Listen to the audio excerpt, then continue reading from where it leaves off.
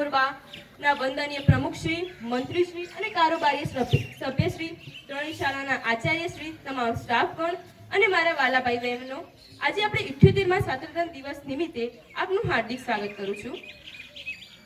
એક સુંદર પંક્તિ દ્વારા હું મારા વક્તવ્યની શરૂઆત કરવા માંગુ છું. ફૂલ ખिले गुलशंद खिले कहीं खिले गुलजार, फूल खिले गुलशंद खिले कहीं खिले गुलजार. इस कार्यक्रम को आगे बढ़ाने से पहले आप सभी को मेरा नमस्कार नमस्कार नमस्कार.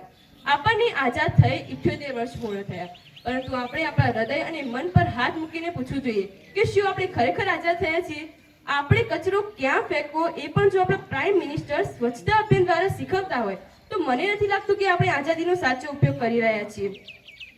મિત્રો, તમે કોઈ પણ દેશમાં ફરીને આવો, કોઈ પણ વિશ્વના દેશમાં ફરીને આવો, કોઈ પણ દેશને માં તરીકે સંબોધવામાં નથી આવતું. અમેરિકાને ક્યારે માં ન કહેવાય, ઓસ્ટ્રેલિયાને ક્યારે માં ન કહેવાય. માત્ર ને માત્ર ભારત જ એવો દેશ છે જેને માં તરીકે સંબોધવામાં આવે છે. અને તેથી જ મને કહેવાનું મન થાય છે, ના પૂછો દુનિયા વાલો શું છે અમારી કહાની, ના પૂછો દુનિયા વાલો શું છે અમારી કહાની. ફક્ત ઓળખાણ જ પૂરતી છે, કારણ કે છીએ અમે હિન્દુસ્તાની. જે સંસ્કાર અને જે સંસ્કૃતિ ભારતે વિશ્વને ભેટ આપી છે એ ન ભૂતો ન ભવિષ્યથી, એટલે કે કોઈ દેશ આપશે પણ નહીં અને આપી શકશે પણ નહીં. મિત્રો, આપણો દેશ નિરમા વોચિંગ પાવડર જેવો નથી, પહેલે ઇસ્તેમાલ કરે ફિર વિશ્વાસ કરે. અરે આપણો દેશ તો LIC જેવો છે, જિંદગી કે સાથ ભી और જિંદગી કે બાદ ભી. અને તેથી જ કહેવાય છે, અનેકતામાં એકતા એ જ અમારી શાન, અનેકતામાં એકતા એ જ અમારી શાન. એટલા માટે જ મારો ભારત દેશ મહાન. વિશ્વનું વિજ્ઞાન ગમે તેટલું આગળ વધી જાય, પરંતુ APJ અબ્દુલ કલામ, ડોક્ટર વિક્રમભાઈ સારાભાઈ, કલ્પના ચાવલા અને સુનિતા વિલિયમ્સ જેવા મહાન વૈજ્ઞાનિકો અને અવકાશ યાત્રીઓ તો ભારત જ વિશ્વને ભેટ આપી શકે. વિશ્વનું વિજ્ઞાન ગમે તેટલું આગળ વધી જાય, પરંતુ મહાભારત, રામાયણ અને ભગવદ્ ગીતા જેવા મહાન ગ્રંથો તો ભારત જ વિશ્વને ભેટ આપી શકે.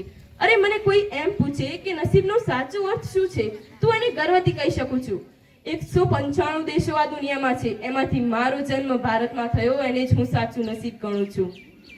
તમે વિશ્વ પર ફલક નજર કરો, તમને એક પણ એવી જગ્યા નહીં હોય જ્યાં ભારતે પોતાનો ડંકો ન વગાડ્યો હોય.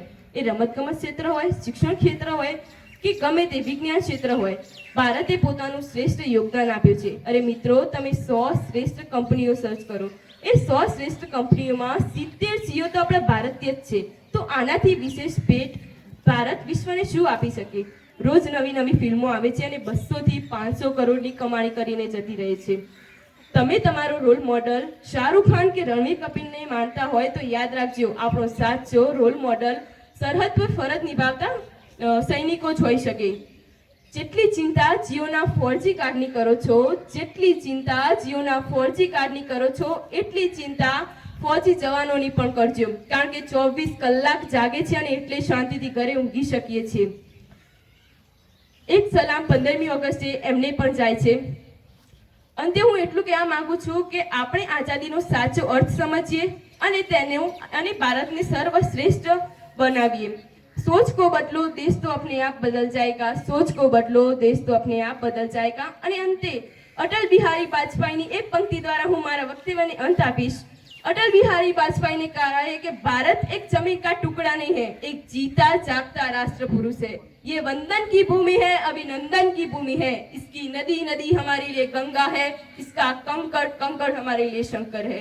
हम जिएंगे तो इस देश के लिए और मरेंगे तो इस देश के लिए. Happy independence day to all of you and thank you. ખૂબ ખૂબ સરસ.